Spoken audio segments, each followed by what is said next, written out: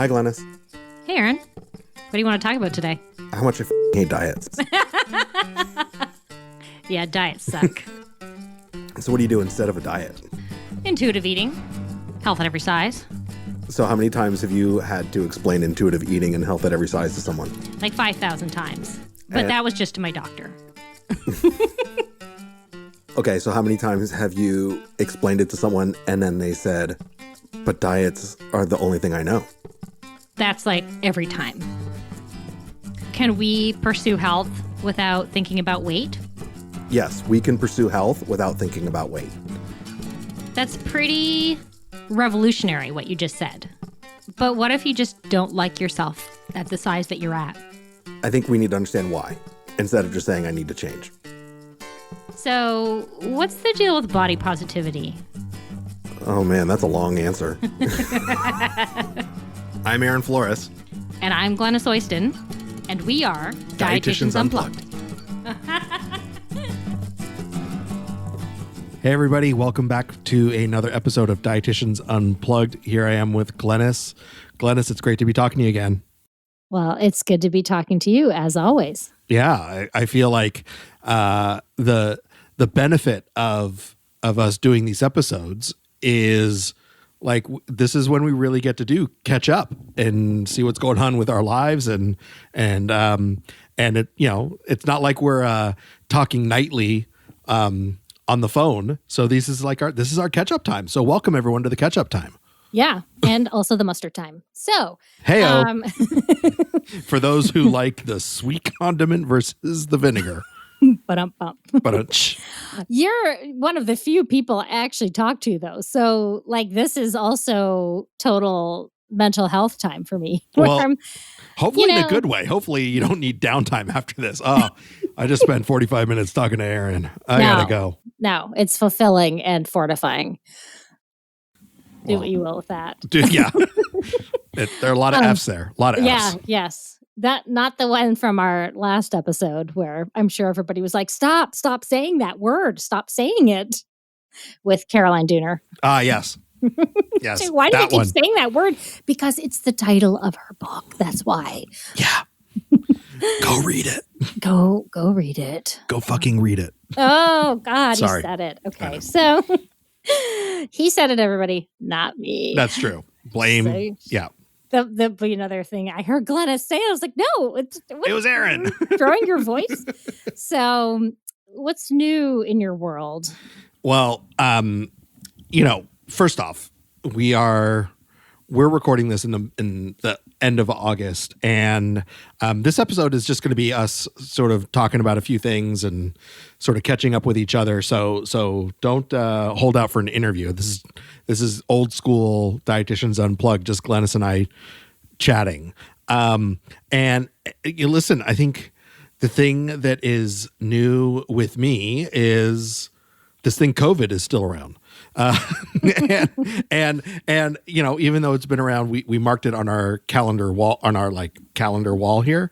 I think it's like 170 days since we've been basically trying to stay home as much as possible.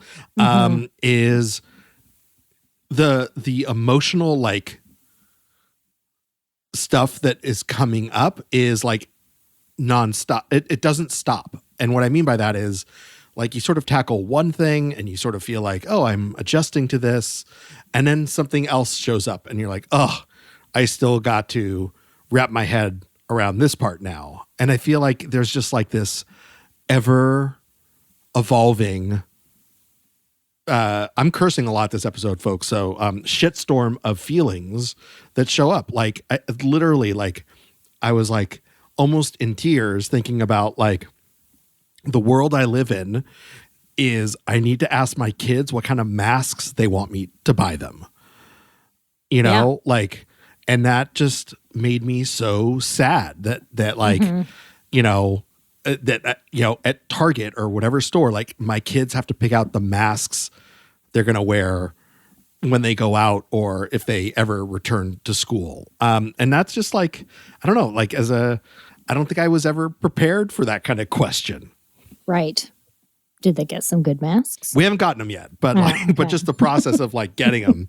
I got a mean Darth Vader one that's coming in the mail, and that I'm really excited about. Nice. Yes. Yeah, I think my partner has a superhero mask that somebody gave him, and maybe it was an Avengers. I think an Avengers mask. So that comes out on special occasions these days. Right. Whatever special occasion might be. Exactly. Like he has to go into work or something. So yeah, I don't know. It's the weirdness that is this year continues. And I would say like somewhere along the way I settled into apathy of like, I guess this is how it is now. Which, and I think we talked early on when our first episode about COVID, like I was saying, oh, my introvert energy has been, shown for what it is. And at the same time, being an introvert doesn't mean that you never want to see people. And that's the hard part where it's like, well, I still need human connectivity, and that's largely missing, in our lives. And it's sad. And I feel like, oh, this is what I've gotten used to. That feels sad too. So it's just very difficult all the time, it feels like. But I mean, I just always need to say, for me, I'm super grateful that I'm okay, and that, I'm able to make money during this time and have a living. And that's, that's not true for a lot of other people. And that's the other hard part of it. So I think that, just to be a total bummer, to keep talking about, it's like, oh, that, I feel lucky. And then you go, I feel lucky. And then, gee, a lot of other people are suffering. So but I guess, you don't improve things by piling your own suffering about the suffering on top of the suffering. So I'm, doing my best to remain optimistic at times. And then, of course, the heat wave comes in, and then I get really angry because I don't have air conditioning. Yeah. I'm showing up at my sessions with clients. I'm like, I'm really sorry. I'm really sweating. You can probably see it pouring down me. I'm sure you don't care. I just thought I'd say that. Like, I'm not having a heart attack or anything. I'm just pouring sweat. No, it's the heat waves. It's, I have friends in the Bay Area who are struggling with the fires up there. I have friends in the Southeast who are, possibly getting 2 hurricanes back to back. I mean, it's like, it's not just one thing right now. It's like, oh my Lord, there are countless things that, one alone is a lot, and now they're being piled on.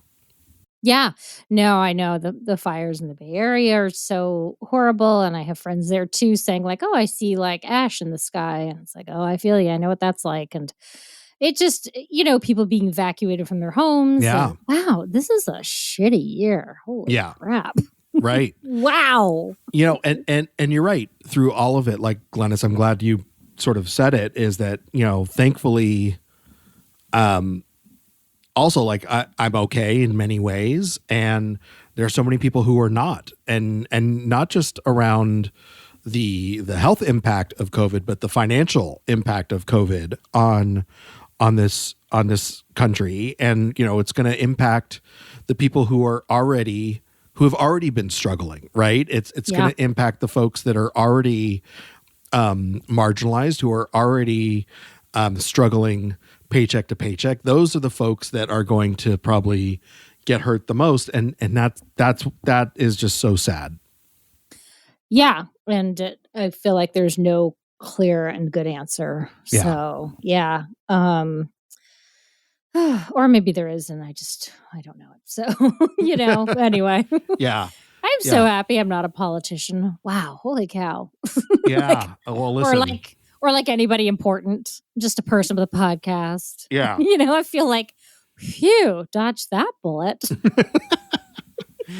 But like, I mean, this does show up in our work though, like, I think it does show up for our work. And I appreciate what you're saying. Like, I'm not that important of a person. And I would argue that I think a lot of our jobs right now, for those folks who are dietitians or therapists out there listening, so much of our job is being able to hold space for so many struggles that many of our clients are going through, not just food related. I mean, the food stuff is interesting and we're there for, and we can provide expertise to, but I think a lot of it is holding space for just the onslaught of emotions and feelings and worry. Yeah, that does feel important, and I feel really lucky that I can Yeah. still do that, and that even though it's very depressing or stressful a lot of the time, that I am still well enough to show up for my clients, and that is what makes me very happy that I can Yes. do that work. And if somebody's not doing well with everything, it's like, well, I'm here, we're connecting. And that feels really, really good. So that's now I'll pull myself out of the bummer phase. And now, like, oh, and I still have my business, which, has been something I work towards for most of my adult life, like being self employed and what will I do? And I want to do something that makes me happy for most of the day or makes me feel fulfilled. And like, oh, at least I have this. And that feels really good. And to be able to show up for people too is very life affirming, I Yeah. think. Yeah. Absolutely. Yeah. What's Um, changed? What's changed in your practice because of this and us staying home and seeing people virtually? yeah.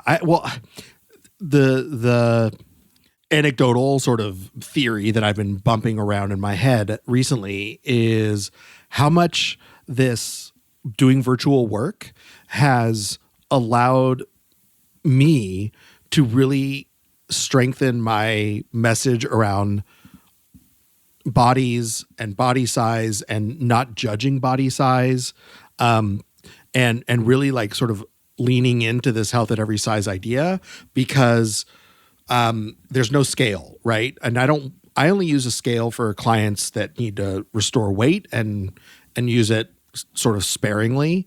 And with with all these telehealth sessions, I can't see anyone's body really anyway, right? I just see the top from the Mhm. shoulders up. And so Yeah. I don't really notice body changes, but the benefit of that is this is, you know, when I talk to clients about why I don't, in general, for the most part, wave people, is because the weight is like one data point in what's going on, right? It gives us one sort of entry point into this discussion.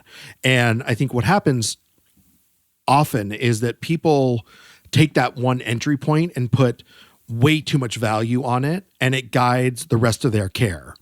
And without that data point, or actually seeing the body as much as we do when we're in person, we're really relying on our relationship with clients.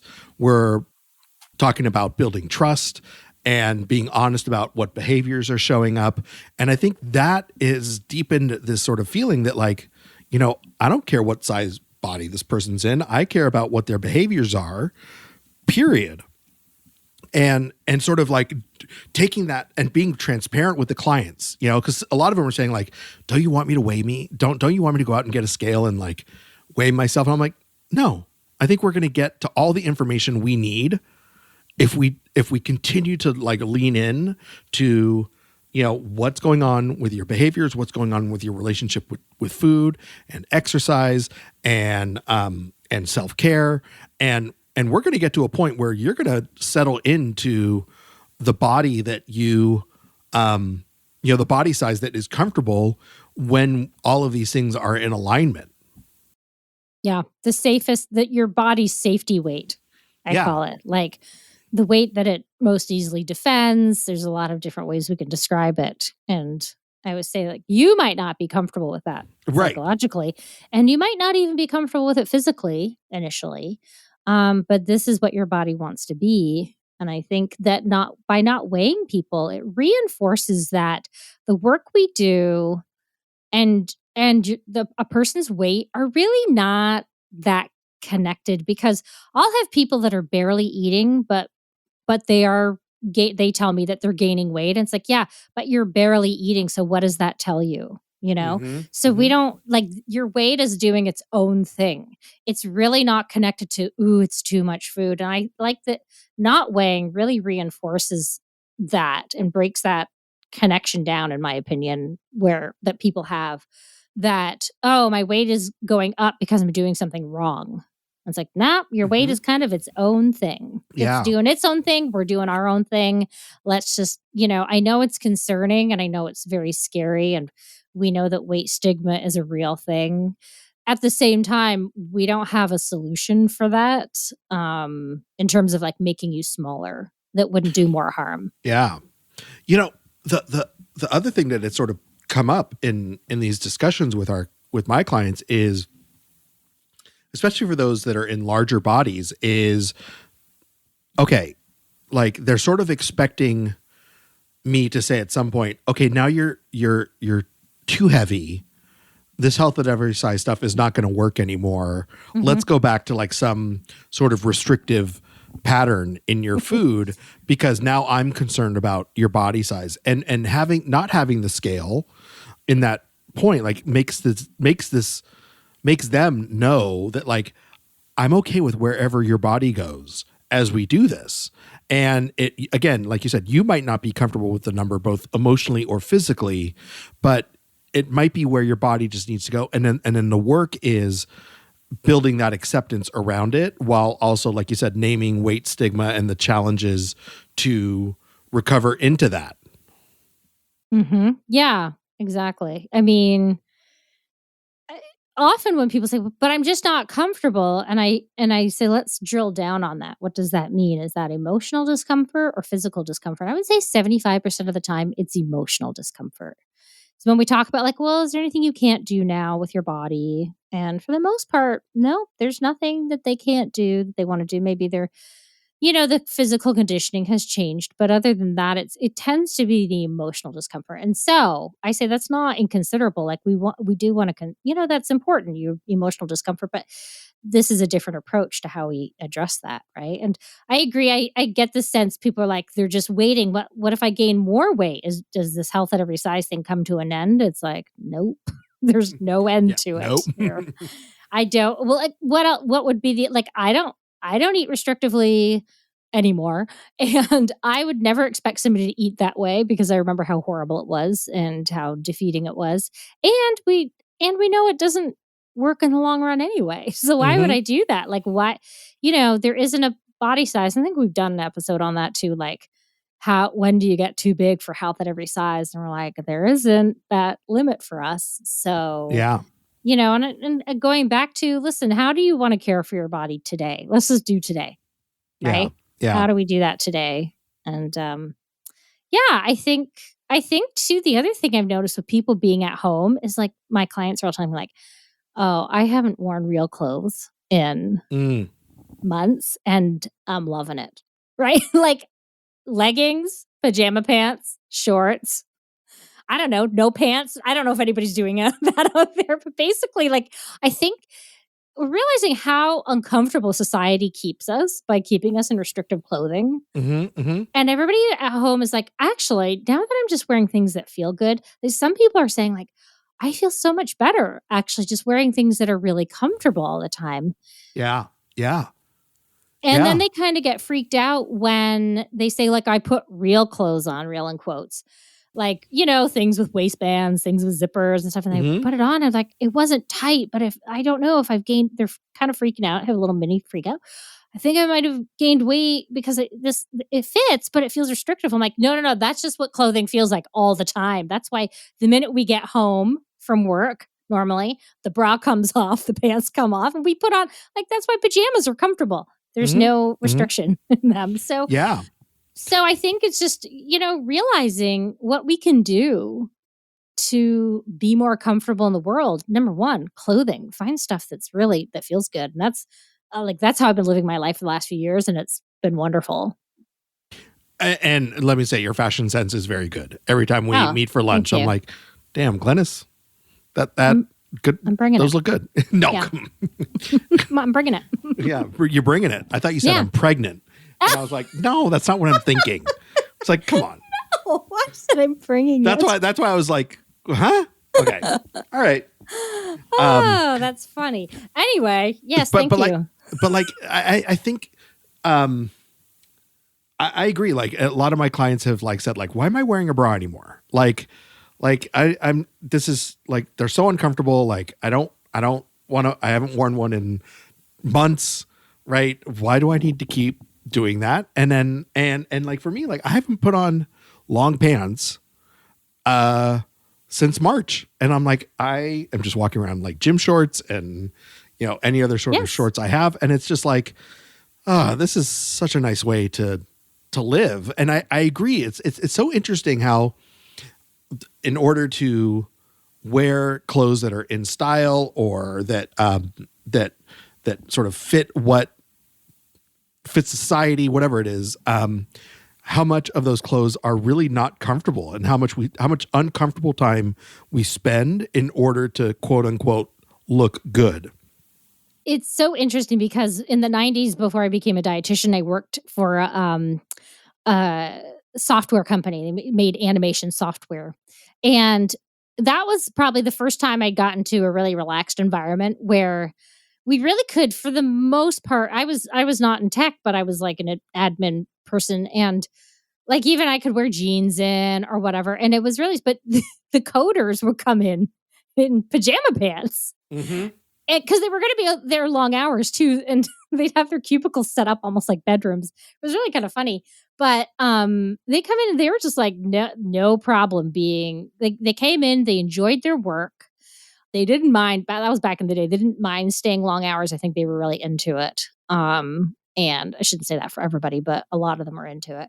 And they were just like, oh, I'm tucking in. I'm going to be comfortable. Their plaid pajama pants on, and you realize like, work is already uncomfortable enough to be at for eight plus hours a day.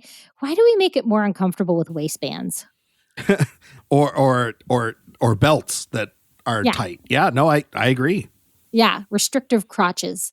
Yeah. Pants crotch. It's just the weirdest thing I've ever said on this podcast, but I don't know.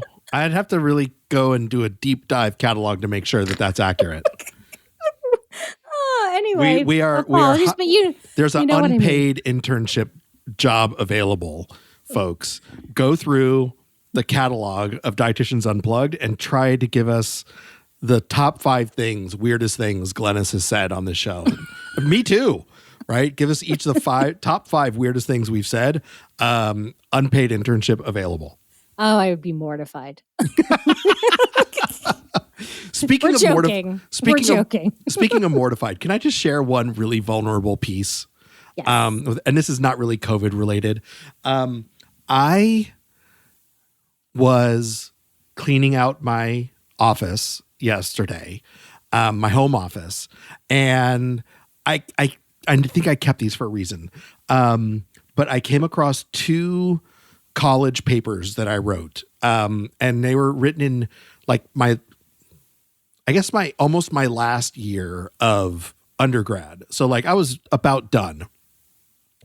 And the first, I don't even want, basically they were both papers were about weight loss and about effective ways to lose weight and maintain it, and about genetics and weight.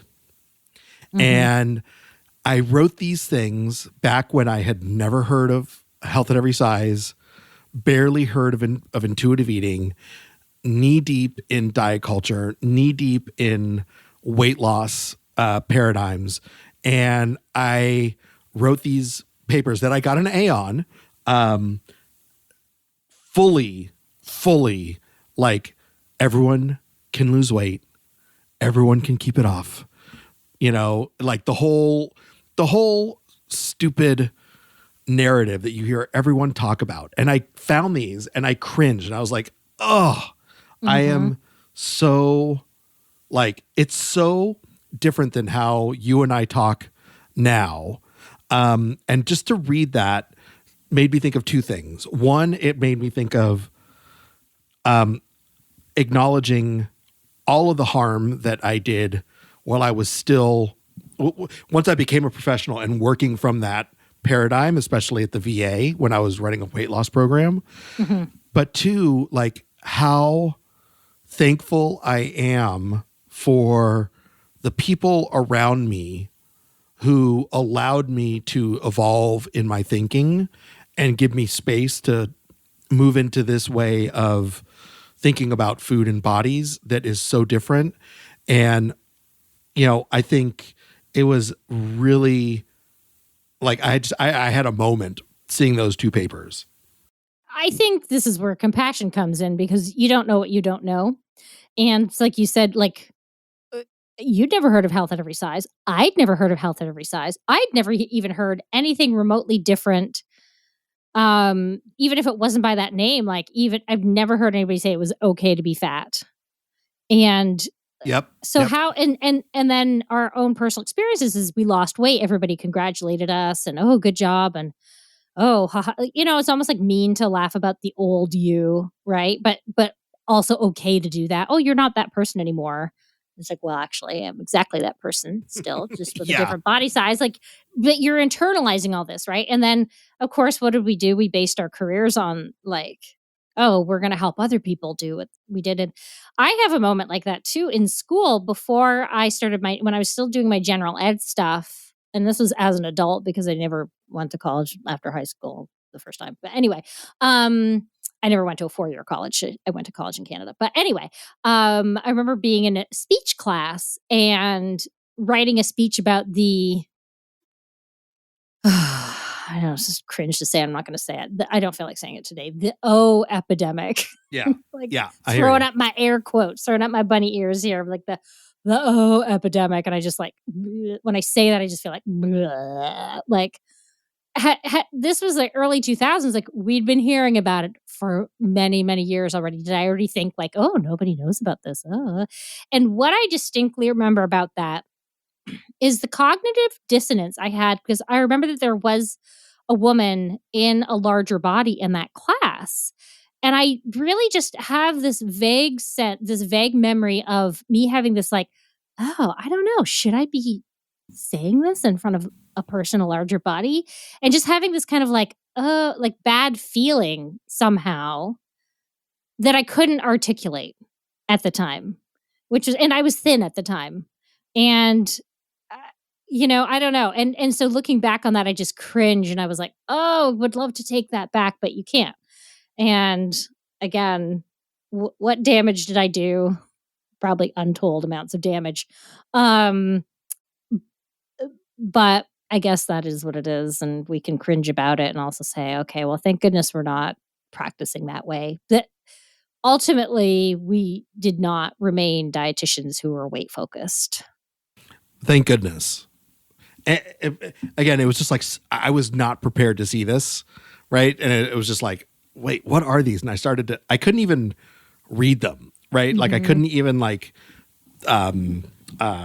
bring myself to read, and they were lengthy. They were like, they're each probably like, 25, 30 pages, and I was like, Wow. I just cannot bring myself to look at this. And again, and you're right. We don't know what we don't know, especially as we're doing this. And I guess I just, for a moment, I was thrown back and had the reminder of that moment, and it made me sort of think about the clients that we don't have yet, that are still in it and still think that this is the way, and thinking about, the people that both, like sort of like, I guess metaphorical, those friends that we know who are still way into this, that we want to see a different, hopefully they see a different way, and some do and some don't, but just it gave me, it reminded me what it was to not know. It reminded me the work that it took to get here and the unlearning it took to get here. And it reminded me of, again, the community that allowed me to evolve. And I just felt really grateful for that. Yeah, because I think it doesn't really happen overnight. You don't arrive at that perfect HAES place or whatever. 2005, man. I wrote that. 2005. Yeah. I mean, that was 15 years ago. Yeah. It was a long time ago. That's really. a long time ago. Just see, when you say 2005, I'm like, that was just a few years ago. I'm like, oh, time is flashing by. But we're old, yeah. Glenys. Oh, I agree. Like, wholeheartedly. Heath is behind me. But in many ways it is. But in many ways I'm still a juvenile. But it reminds me of the clients that I really enjoy getting. I mean, of course I enjoy all my clients, but a specific type who are like, I'm kind of new to this.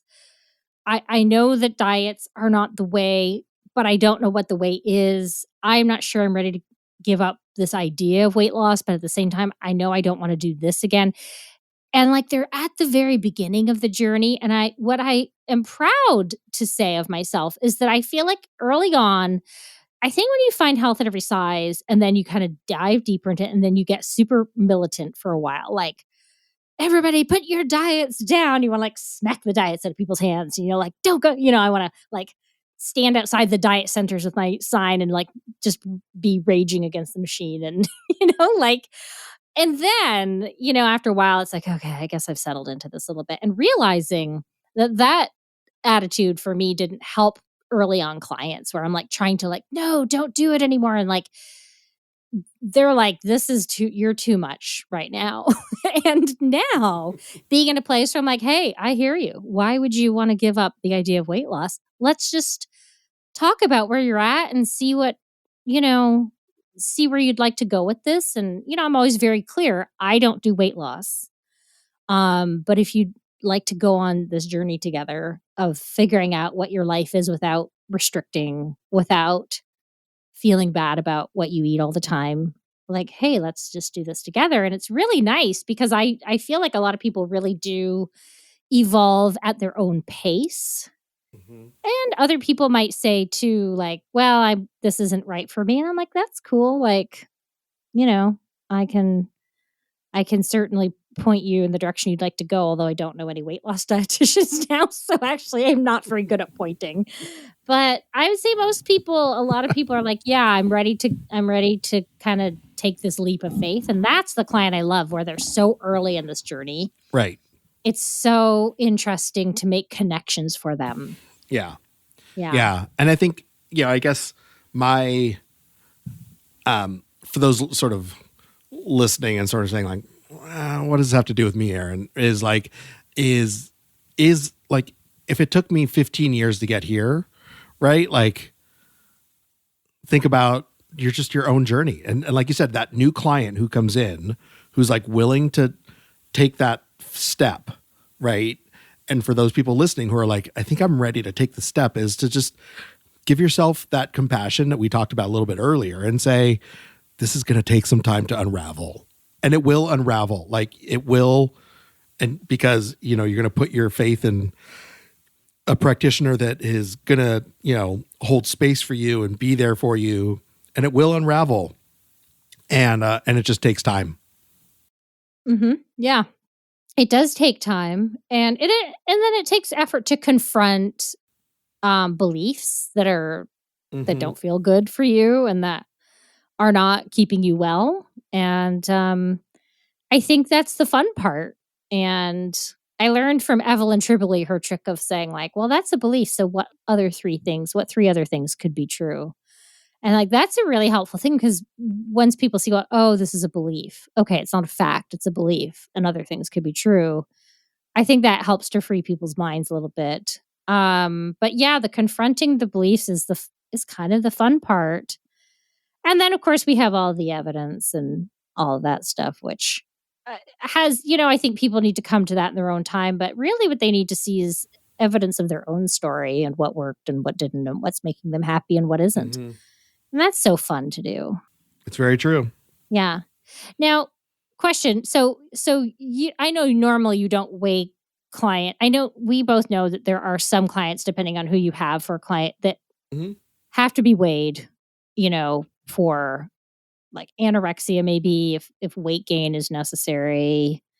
Although I don't know, what is your practice around that? Because I don't take I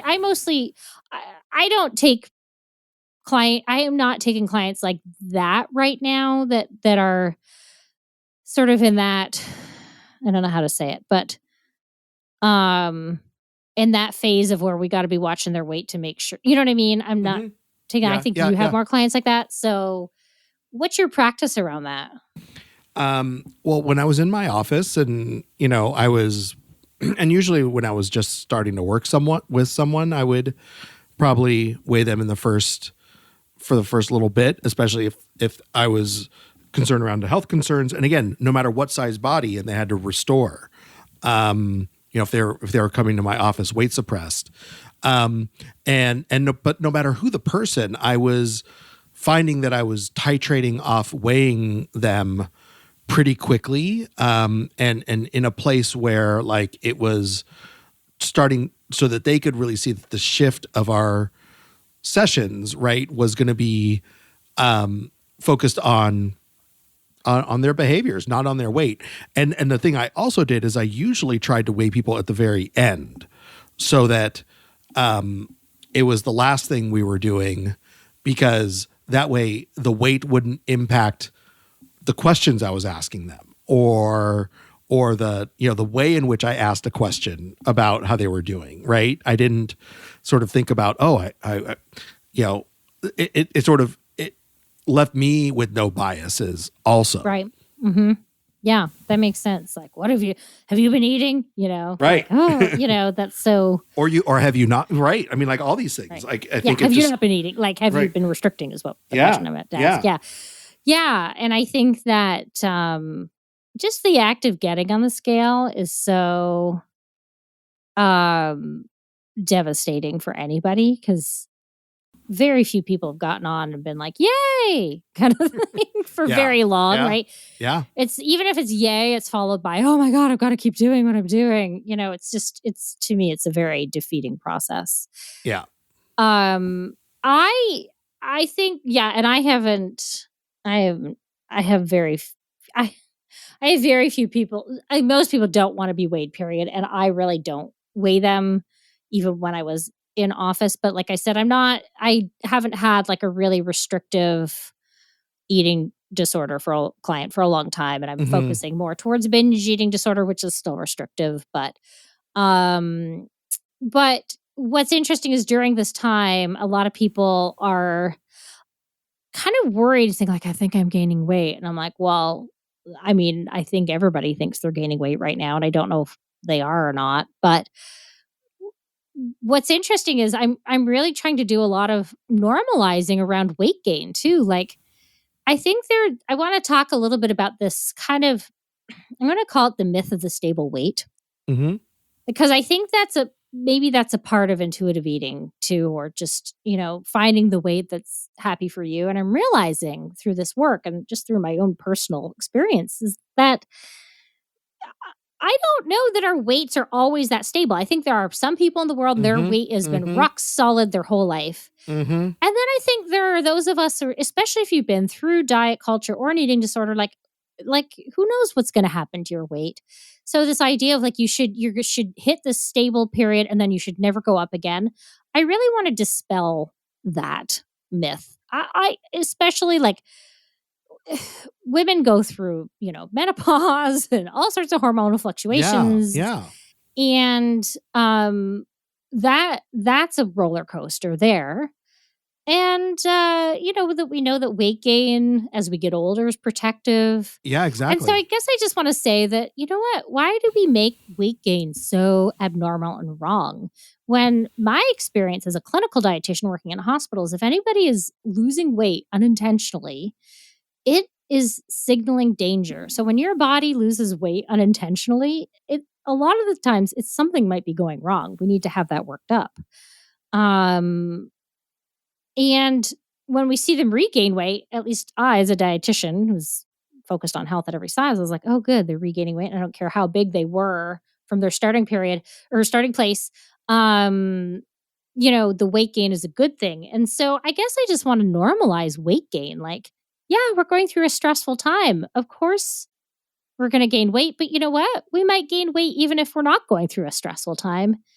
And I don't know that that's necessarily the worst thing in the world. Like, I don't think it's the worst thing in the world. It's like, yeah, we do that as humans. We gain weight until we hit 80 and then we start to shrink. Yeah. Yeah. Yeah. No, I think it's a great point. Like, people assume that my weight will be the same for my entire life. And that's just not true, right? And I love how you brought in that aging piece, because it's going to happen. Yeah, it's going to happen for all of us. Yeah, I mean, our bodies are going to change for a lifetime, and maybe there'll be a stable weight for a while, a period of time. But I don't think we should get so hooked onto that when we do gain weight, let's go, oh, I was okay with my body at this weight, but it couldn't gain any more weight. It's like, well, then we're still running into the same problem that weight is running our lives. So, and I know it sucks to buy new clothes. I'm not talking about buying new clothes every week, but you know what? Sometimes you're just going to go into your body composition, you're just going to change. Things are going to fit differently. And that's why, going back to the comfortable clothes, like get stuff that stretches. That I feel like we should all be wearing that. Right? Bottom line. So goes with you for a few sizes, And so I guess I do want to normalize weight gain throughout a lifetime, and just being like, hey, let's figure out how to be okay with that, and to say that actually might be a healthy thing. Absolutely. And that going back to the behaviors, how are you taking care of yourself as much as you can? Yeah, absolutely. Well, I feel like we covered a lot of good stuff today. Yeah. Is this the weight episode? We talked a lot about weight today. We talked about, listen, there's a great song called The Weight. Very nice. The band is very good. So highly recommend The Weight.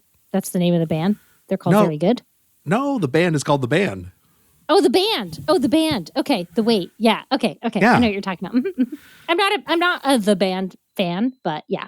But that's a very good song. Okay. I'll listen to it after this. All right. And actually, all right. There's a really good version that came out today, recently, in the past few months. Mm-hmm. And it's all these different people from across the world singing segments of it that they pieced together into one video. It's great. Okay. So is it The Weight WAIT? Or no, WEIG. Okay, yeah. Good. All right. And yeah. So there you go. Okay. Well, that if we could afford that song, that would be we cannot play it because of rights. Right. We don't have the rights nor the money to do that. So just imagine it. Check out your favorite music streaming service. We could sing it for them. I mean, you could. I don't know it. All right. I could. I told you I'm not a band fan. I'm not. Okay. Do you say of the band fan? Yeah, I'm not a fan of the band. I'm not a fan of the band. Thank you. Yeah. Yeah. Oh boy, I'm going to get some angry emails now. Yeah, seriously. The band is huge. Canadian Robbie Robertson. Right? Robbie Robertson, exactly. Mm-hmm. You should be supporting your people.